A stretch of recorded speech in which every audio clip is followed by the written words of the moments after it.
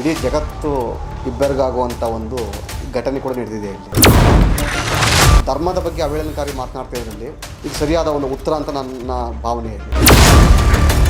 ನಾವೆಲ್ಲೂ ಕೂಡ ರಾಮನ ಪೂಜೆ ಮಾಡಬೇಡಿ, ನೀವಲ್ಲಿ ರಾಮನ್ನ ಪಾಲನೆ ಮಾಡಬೇಡಿ ಅಂತ ನಾವೇನು ಹೇಳಿಲ್ವಲ್ಲ. ಕಾಂಗ್ರೆಸ್ನವರಿಗೆ ಅವರು ಮನುಷ್ಯರೇ, ಅವರೇ ಹಿಂದೂವಾದಿಗಳೇ, ಅವರು ಹಿಂದೂಸ್ತಾನದಲ್ಲಿ ಬೆಳೆದಿರೋರಲ್ಲಿ ಅವರ ಭಾವನೆಯಲ್ಲಿ ಆ ಥರ ಸಂಶಯ ಬರ್ತದೆ ಅಂತ ಎಲ್ಲೋ ಒಂದು ಕಡೆ ಪಾಕಿಸ್ತಾನದ ನಂಟಿರ್ಬೋದು ಅವರಿಗೆ.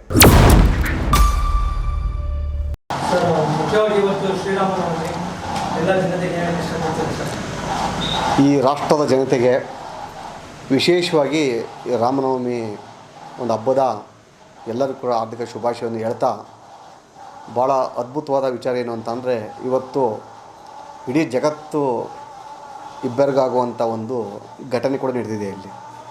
ವಿಜ್ಞಾನಿಗಳಿಗೆ ನಂಬಲಿಕ್ಕೆ ಅಸಾಧ್ಯವಾದಂಥ ಒಂದು ಘಟನೆ ಏನು ಅಂತಂದರೆ, ಇವತ್ತು ಬೆಳಗ್ಗೆ 12 ಗಂಟೆಗೆ ಸರಿಯಾಗಿ ಸೂರ್ಯನ ಕಿರಣ ಆ ಭಗವಂತನ ಶ್ರೀರಾಮನ ಹಣೆಗೆ ತಲುಪುವುದ ಮುಖಾಂತರ ಜಗತ್ತಿನ 2ನೇ ವಿಸ್ಮಯಕ್ಕೆ ಕಾರಣ ಆಗಿದೆ. ಇಲ್ಲಿ ಕೆಲವರೆಲ್ಲ ಧರ್ಮದ ಬಗ್ಗೆ ಅವಹೇಳನಕಾರಿ ಮಾತನಾಡ್ತಾ ಇದರಲ್ಲಿ ಅವರಿಗೆ ಇದು ಸರಿಯಾದ ಒಂದು ಉತ್ತರ ಅಂತ ನನ್ನ ಭಾವನೆಯಲ್ಲಿ. ಹಾಗಾಗಿ ಧರ್ಮವನ್ನು ಆಧಾರಿತವಾದಂಥ ಈ ದೇಶ, ಈ ಜಗತ್ತು ಕಂಡಂಥ ಈ ಶ್ರೀರಾಮ ಎಲ್ಲರಿಗೂ ಒಳ್ಳೇದು ಮಾಡಲಿ, ಎಲ್ಲ ನನ್ನ ಮಿತ್ರರಿಗೆ ಶತ್ರುರಿಗೆ ಎಲ್ಲರಿಗೂ ಕೂಡ ಒಳ್ಳೇದು ಮಾಡಲಿ ಅಂತ ನಾನು ರಾಮನವಮಿ ಹಬ್ಬದ ಒಂದು ಶುಭಾಶಯವನ್ನು ಹೇಳ್ತೀನಿ. ನನ್ನಲ್ಲಿ ಸರ್, ರಾಮ ಮಂದಿರ ಕಟ್ಟಿದ್ದು ಬಿಜೆಪಿಯವರು ಅಂತ ಹೇಳಿದ್ರೆ, ಕಾಂಗ್ರೆಸ್ ಅವರು ಹೇಳ್ತಾರೆ ರಾಮ ನಮಗೂ ರಾಮನೇ, ನಾವು ಹಿಂದುತ್ವ ಪಾಲಿಸ್ತೀವಿ, ಅದೇ ಅವರು ಬಿಟ್ಟು ಮಾತ್ರನಾ ಅಂತ ಕ್ವಶನ್ ಮಾಡ್ತಾರೆ. ನಾವೆಲ್ಲೂ ಕೂಡ ರಾಮನ ಪೂಜೆ ಮಾಡಬೇಡಿ, ನೀವಲ್ಲಿ ರಾಮನ್ನ ಪಾಲನೆ ಮಾಡಬೇಡಿ ಅಂತ ನಾವೇನು ಹೇಳಿಲ್ವಲ್ಲ. ಕಾಂಗ್ರೆಸ್ನವರಿಗೆ ಅವರು ಮನುಷ್ಯರೇ, ಅವರೇ ಹಿಂದೂವಾದಿಗಳೇ, ಅವರು ಹಿಂದೂಸ್ತಾನದಲ್ಲಿ ಬೆಳೆದಿರೋರಲ್ಲಿ ಅವರ ಭಾವನೆಯಲ್ಲಿ ಆ ಥರ ಸಂಶಯ ಬರ್ತದೆ ಅಂತ ಎಲ್ಲೋ ಒಂದು ಕಡೆ ಪಾಕಿಸ್ತಾನದ ನಂಟಿರ್ಬೋದು ಅವರಿಗೆ.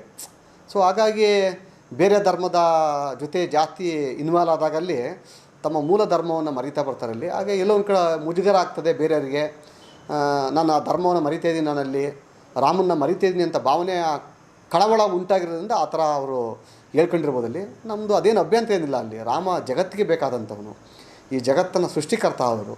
ಸೊ ಹಾಗಾಗಿ ಪ್ರತಿಯೊಬ್ಬರು ಕೂಡ ರಾಮನ ಹಬ್ಬ ಮಾಡಲೇಬೇಕಾಗ್ತದೆ. ಮತ್ತು ರಾಮನ ಜನ್ಮ ಕೂಡ ವಿಶೇಷವಾಗಿ ಈ ಜಗತ್ತಿಗೆ ನಾವು ಪರಿಚಯ ಮಾಡ್ಕೊಂಡಿರೋದು. ಹಾಗಾಗಿ ಕಾಂಗ್ರೆಸ್ನವರು ಬರಬೇಡಿ ಅಂತ ಹೇಳ್ತಾರೆ. ವಿಶೇಷವಾಗಿ ನಾವು ಅಯೋಧ್ಯೆ ಶ್ರೀರಾಮ ಮಂದಿರ ಉದ್ಘಾಟನೆ ಸಂದರ್ಭದಲ್ಲಿ ಅವ್ರಿಗೂ ವಿಶೇಷವಾಗಿ ನಾವು ನಮ್ಮ ನರೇಂದ್ರ ಮೋದಿಜಿಯವರು ಮತ್ತು ಆ ಒಂದು ಟ್ರಸ್ಟ್ನ ಮುಖಾಂತರ ಆಹ್ವಾನ ಮಾಡಿದ್ದೇವೆ ನಾವಲ್ಲಿ. ಅವರಿಗೆ ಆ ಯೋಗ್ಯತೆ ಇತ್ತಿಲ್ಲ ಅಂತ ಅನ್ನಿಸ್ತದೆ. ಕಾರಣ ಯಾಕೆ ಅಂತಂದರೆ, ಧರ್ಮ ಮತ್ತು ದೇವರ ಅನುಗ್ರಹ ಇರಬೇಕು ಅಂತಂದರೆ ಅದಕ್ಕೆ ಯೋಗ್ಯತೆ ಇರಬೇಕಲ್ಲಿ. ಹಾಗಾಗಿ ಅವರಲ್ಲೆಲ್ಲೋ ಒಂದು ಕಡೆ ಮಿಕ್ಸ್ ಆಗಿದ್ದಿತ್ತೇನೋ ಅಲ್ಲಿ. ಹಾಗಾಗಿ ದೇವರನ್ನು ಭೇಟಿ ಮಾಡೋಕ್ಕಾಗಲಿಲ್ಲ ಅಲ್ಲಿ. ಸೊ ಇದು ಸ್ಪಷ್ಟ ಉದಾಹರಣೆ ಇರ್ಬೋದು ಅಲ್ಲಿ.